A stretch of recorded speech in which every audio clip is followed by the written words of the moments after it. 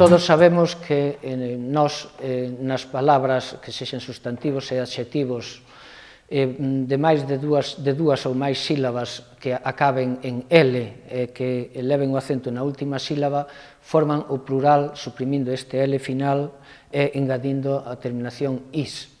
Animal fai plural animais, farol fai plural farois, cartel fai plural cartéis, candil fai plural candís ou azul fai plural azuis.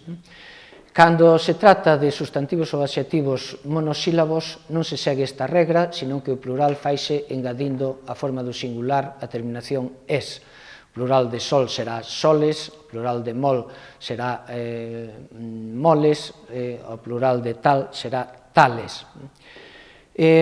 O problema preséntase cando se trata de palabras compostas en que, tendo máis de dúas sílabas, o elemento constitutivo final é un monosílabo. Entón, seguindo a regra xeral, unha palabra como ollomol debería facer o plural ollomois, ou unha palabra como xirasol debería facer o plural xirasois.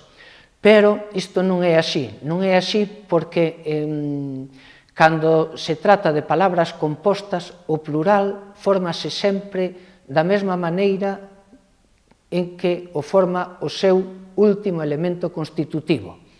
Polo tanto, se o plural de mol é moles, o plural de ollomol será ollomoles. Se o plural de fol é foles, o plural de cartafol será cartafoles. Se o plural de sol é soles, o plural de xirasol ou mirasol será xirasoles ou mirasoles.